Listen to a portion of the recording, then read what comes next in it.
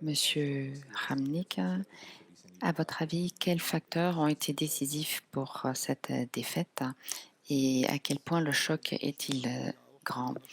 Il est logique que les joueurs et nous, entraîneurs, sommes déçus par rapport à ce résultat. En 100 minutes, nous n'avons pas laissé passer de but de la part de l'équipe des Bleus.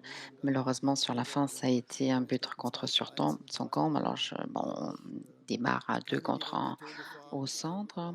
Il n'y avait pas de problème direct au niveau du but et malheureusement, cela a été le but décisif. Nous avions 2 occasions qui étaient très bonnes, 2 minutes avant que ce but n'ait été marqué contre notre camp.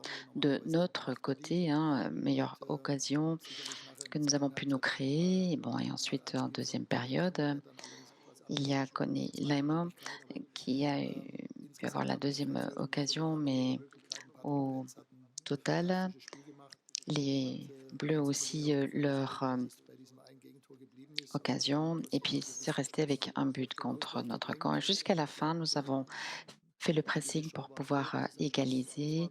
Didier Deschamps était soulagé qu'à la fin, le match était terminé. Vous voyez combien d'énergie a été dépensée. Et on ne peut pas se faire de reproches. On a tout fait. Nous n'avons peut-être pas toujours pris les bonnes décisions, mais il ne faut pas oublier non plus contre qui nous avons joué ce soir.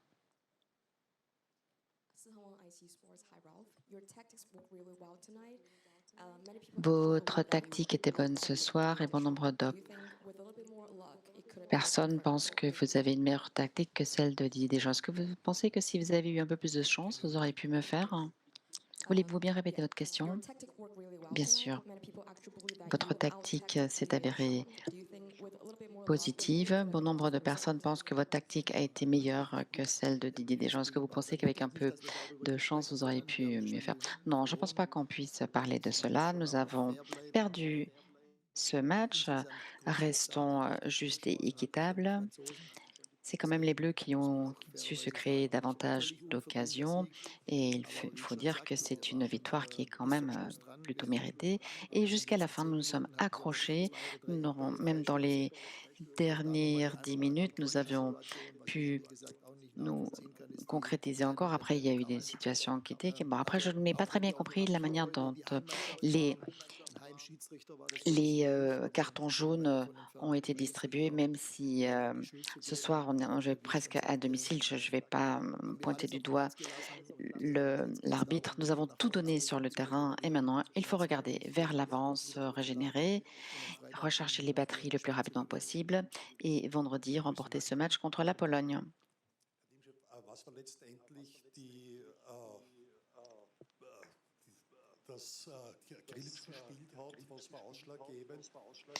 Bon, Grealish a joué. Qu'est-ce qui a été décisif?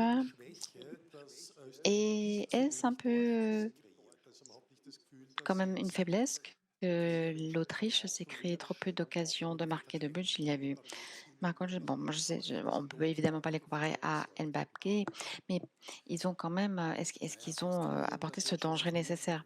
Bon, pour se créer des occasions de but, il n'y a pas seulement les attaquants qui sont là pour ça. Si on regarde les matchs en éliminatoire, nous avons marqué suffisamment de buts et on a su se créer suffisamment d'occasions.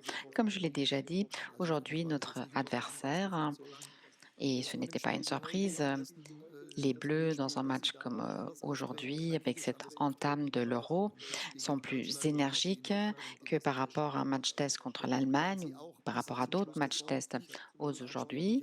Ils ont dû batailler jusqu'à la fin. Je me suis entretenue avec Pamekayo et Dayo Konaté qui étaient quand même contents quand le match s'est terminé. Et cela montre notre performance aujourd'hui. Il faut regarder qui est rentré sur le terrain ou qui n'est pas rentré et regarder même ceux qui n'ont pas été nommés dans l'effectif. Il faut garder l'église au centre du village. Bonsoir, Monsieur Ragnick. Vous venez de dire que peut-être que toutes les décisions n'ont pas été bien prises par vos joueurs. Qu'est-ce que vous voulez dire? C'est les occasions de but qui n'ont pas été, concrétisées? Ou comment faut-il, jouer pour, se créer vraiment les chances, de marquer contre une équipe aussi forte que celle de la France? Vous savez, il est clair, qu'on n'a pas pu se créer toutes les occasions, notamment au niveau en arrière, par rapport à ce que nous voulions faire par rapport à ce match. Nous n'avons pas toujours été, courageux, par rapport au poste de 10, même bon, les Bleus avaient un Kanté qui était extraordinaire, mais au début, il était seul au niveau du poste 6 et les espaces auraient été libres, sur les côtés. N'oublions pas non plus, d'une manière générale, il y avait quand même une pression énorme pour ce match, et les joueurs, n'ont pas toujours, pris les bonnes décisions. C'est humain et on ne va pas les critiquer pour autant, mais c'était ce type de situation, si on était encore plus courageux pour trouver encore un joueur, on aurait pu se créer davantage d'occasions. Teamchef Florian Hassemer von der APA. Gegen Polen wird es ein anderes Spiel. Wie bewerten Sie jetzt dieses Ça va Spiel? être un match différent par rapport à la Pologne. Comment voyez-vous la situation dans le groupe? Noch einmal freisetzen, dass man besser spielt als auch Et est-ce qu'on peut encore, avec cette manière de journée, bien avancer dans ce tournoi? Vous savez, cette, foi, a bien fonctionné. C'est un des meilleurs adversaires, sur la planète aujourd'hui et qui a déjà très, très bien joué. Il ne faut pas oublier cela. Les Français ont fait une performance extraordinaire et pas une performance moyenne. Le match contre la Pologne ce sera différent et celui qui va remporter le match aura encore toutes ses occasions. C'était clair même lorsque l'on a on le savait, lors du tirage au sort. Il en va de même pour, l'équipe nationale de Pologne. für Republik in der Schweiz. Sie haben vom Bonsoir, Monsieur Torhüter Rangnick. gesprochen. Es war auch ein Vous Tor, avez das parlé abseits de war für mauvaises, Torhüter. Und décisions. auch von Le Ralf Eckbahn. L'arbitre a aussi fait une mauvaise décision. C'était, un corner. Bon, je l'ai déjà dit, il ne faut pas, qu'on dise, bon bon, voilà, il n'y a pas que l'arbitre qui était le seul qui a décidé que ça allait être un corner, mais après il y avait encore, 90 secondes et évidemment, si on a un corner pour nous et que finalement, vous savez, si, Mike Maignan ne l'avait pas, récupéré, bon voilà. Moi, j'ai pas compris la décision de l'arbitre et je comprends pas pourquoi l'un des officiels ou un des autres, je parle pas des autres, mais pourquoi personne n'est intervenu? Il faudrait quand même, que quelqu'un de l'extérieur signale cela, à l'arbitre, mais ça n'a malheureusement pas été le cas. Lors, des remplacements au bout d'une heure, tout le monde est allé voir Maxi Böber et ont fait en sorte, de le mettre sur pied. Comment va-t-il après ce match et comment est-ce, comment allez-vous procéder? Et qu'en est-il au niveau de Philippe Lind? Pourquoi est-ce qu'il était dans le 11 de départ et pas Philippe Lind? Commençons par Philippe Lind qui a disputé son dernier match en décembre pendant 5-6 mois. Il n'a pas joué de match, notamment au niveau où on joue aujourd'hui, donc je suis très content de voir qu'il est en mesure de jouer, qu'il est ici avec nous. Jusqu'à il y a 3 semaines, il n'était même pas sûr qu'il puisse être avec, notre sélection. Voilà donc pour la deuxième partie de votre question. Et par rapport à Maxi Böhm, personne ne lui reproche quoi que ce soit. Maintenant, ce qui est vraiment très important, c'est qu'il ne se fasse pas de reproches à lui-même. Parmi les membres de l'équipe, dans le staff, tout le monde sait que c'était une situation qui était très malheureuse. Il a récupéré le ballon sur sa tête, elle n'a rien pu faire. Je l'ai vu sur les images et je pensais que c'était quelqu'un des Bleus qui a fait, cette tête. Il y a eu beaucoup de cartons jaunes au cours de ce match. Vous avez reçu beaucoup de cartons jaunes.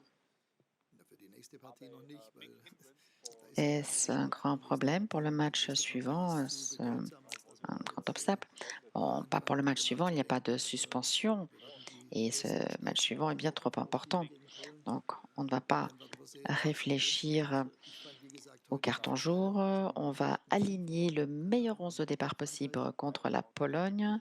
Je ne sais pas la distribution d'aujourd'hui, je ne sais pas, je crois qu'on en a eu 5 et la France en a eu un ou 2, je crois. Bon, je ne pense pas que ça représente le match maintenant, peu importe. On regarde vers l'avant, on regarde vers l'avenir et nous allons tout faire vendredi pour remporter ce match. Votre prochain match est contre la Pologne. Maintenant, vous vous concentrez sur un très bon match. À quel type de match vous attendez et quelle équipe de Pologne allez-vous voir? Bon, vous savez, pour les deux équipes, ce sera un caractère décisif. Celui qui va perdre ce match n'a pas beaucoup de chances pour passer. Il faudrait contre le dernier match contre les Pays-Bas ou le gagner contre la France. Et même là encore, ce n'est pas assuré de pouvoir se qualifier pour la suite du tournoi. Donc ce match a vraiment un caractère comme un match défini, décisif. Je ne me suis pas encore concentrée sur le match contre la Pologne. Nous sommes concentrés sur le match contre les Bleus. Mais demain, la situation sera tout autre. Hi, Mr. Ruff of Ethan Wen from Football Cafe Media China. Could you talk a little bit about Bonjour. David Alaba's role Pouvez-nous in vous preparation parler for du this rôle game? de David Alaba en préparant ce match? Oui, lorsque nous avons préparé ce match, David est là déjà pour continuer à faire partie de la sélection. Il est également le lien entre le staff et les coéquipiers. Il est là aussi pour faire avancer sa récupération. Il travaille avec le physiothérapeute et le préparateur physique. On échange au quotidien, tous les deux. Et évidemment, il est là aussi lorsqu'il y a des changements de joueurs. Il est là, c'est un facteur très important. C'est un joueur capitaine, un capitaine qu'on ne peut pas trouver de meilleur jeune. Merci beaucoup et bonne soirée. Et on va se voir, du moins les journalistes autrichiens, demain 14h30 pour le prochain point presse à Berlin.